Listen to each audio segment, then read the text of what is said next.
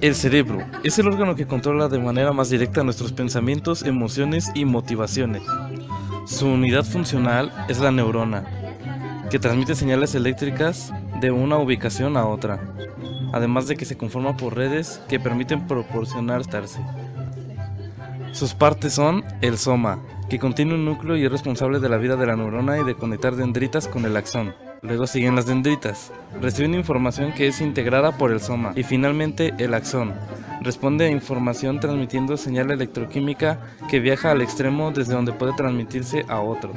Del axón salen los botones terminales, son los extremos de las ramificaciones del axón donde se da la sinapsis. Ahora vamos a ver los neurotransmisores. Primero tenemos a la acetilcolina, que es excitatoria en el cerebro y excita o inhibe en cualquier otro proceso. La dopamina influye en movimiento, atención y aprendizaje. También tenemos a la epinefrina y norepinefrina, hormonas que influyen en la regulación del estado de alerta. La serotonina, que es la activación, también en el sueño, la ensoñación y los estados de ánimo. GABA y glutamato, que intervienen en mecanismos de aprendizaje y memoria. Los neuropéptidos, que fungen en el alivio del dolor. Ahora vamos a enfocarnos a los hemisferios. El primero es el izquierdo, que se ocupa de las habilidades lingüísticas, encuentra patrones, genera hipótesis, analiza movimientos corporales y procesa información analítica. Y el hemisferio derecho, que se ocupa de la identificación de rostros, controla procesamiento espacial, hace análisis de contextos globales y es el hemisferio de la creatividad. Cada hemisferio está dividido en 4 lóbulos. El primero es el lóbulo frontal. Se encarga del procesamiento motor y del pensamiento superior y abstracto. Después tenemos el lóbulo parietal, que es el procesamiento somatosensorial. Luego el lóbulo temporal. Está asociado con el procesamiento auditivo y la comprensión del lenguaje. Y finalmente el lóbulo occipital, que es la información visual, el movimiento y la ubicación. Todas estas funciones hacen que el cerebro sea el órgano supremo de la cognición. Ahora veremos las estructuras y las funciones. Tenemos primero al cerebro anterior. En este encontramos la amígdala, que se encarga de los procesos de ira y miedo. Ahora tenemos el tálamo, que es el relevo de la información sensorial. Ahora tenemos al hipotálamo, que controla el sistema endocrino con conductas como la de supervivencia, lucha, alimentación, huida, control de conciencia, emociones y reacciones de placer, dolor y estrés. Los ganglios basales, por su parte, se ocupan del funcionamiento del sistema motor. En el cerebro medio nos encontramos con los colículos superiores, que son parte de la vía de la visión, colículos inferiores, que hacen función en la audición, y el sistema reticular, que se encarga de la conciencia, el sueño y la actividad, la atención y la función cardiorrespiratoria. En el cerebro posterior encontramos al cerebelo, que se encarga del equilibrio, la coordinación y el tono muscular. El puente, involucrado en los procesos de sueño y activación, además de los nervios faciales. Y la médula oblonga, en el funcionamiento cardiorrespiratorio, digestivo y de la deglución. La corteza ocupa el 80% del cerebro humano. Es la capa exterior de las 2 mitades del cerebro. Nos permite pensar, planificar, coordinar pensamientos, percibir patrones y usar el lenguaje. La mayor parte de la información que entra es contralateral, aunque una pequeña parte es ipsilateral.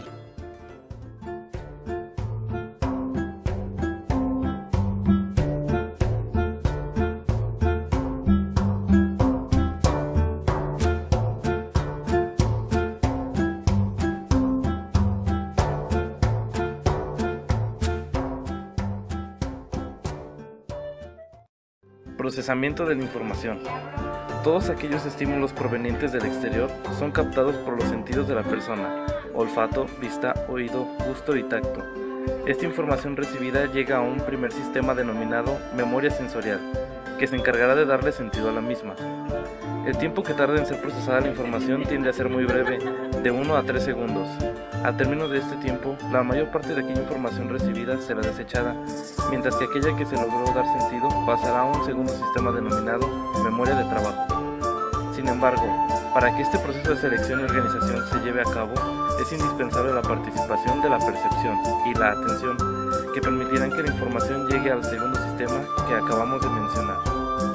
Por su parte, la memoria de trabajo contiene lo que la persona está pensando en el momento, es decir, es la interfaz donde se retiene temporalmente la nueva información y donde se combina con los conocimientos de la memoria de largo plazo.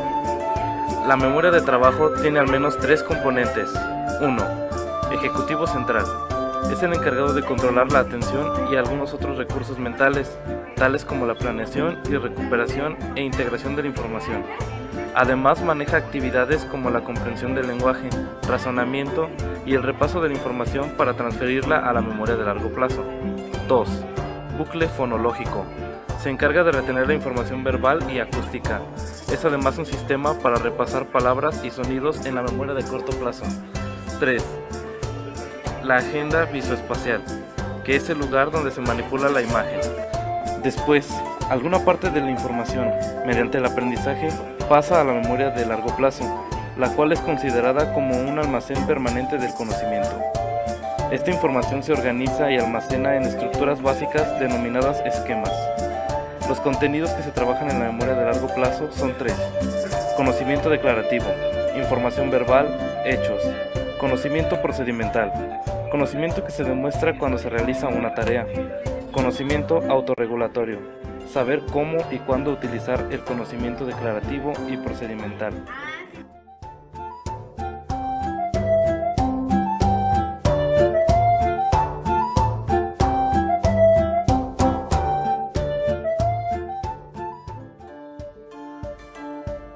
La metacognición es el conocimiento que hace la persona acerca de sus propios procesos de pensamiento. El aprendiz es el responsable de utilizar estrategias para aprender, evaluar estas estrategias y verificar si estas estrategias o procesos son funcionales.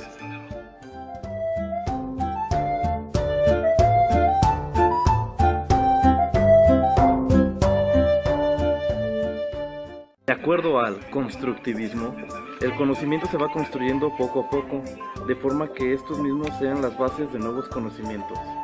Es un paradigma, es decir, que se puede llegar a romper. Dentro del constructivismo existen 4 enfoques. El primero es el radical, en el cual la persona es constructora de su propio conocimiento y este sirve para fines adaptativos. El segundo enfoque es el cognitivo, en el cual el conocimiento se va dando por etapas, ya que cognitivamente se debe estar preparado para cada una de ellas. Estos conocimientos se van estableciendo, forman esquemas que sirven como base para el establecimiento de nuevos, de manera que se logren andamiajes. Otro aspecto dentro de lo cognitivo es el procesamiento de la información, donde el conocimiento se introduce, se codifica, se almacena y se recupera. Lo primero corresponde a lo macrogenético y lo último a lo microgenético, dando como resultado otra vertiente, la cual integra ambas posturas. El tercer enfoque es el sociocultural, donde el mismo construye su propio conocimiento, pero a su vez los demás ayudan a construirlo.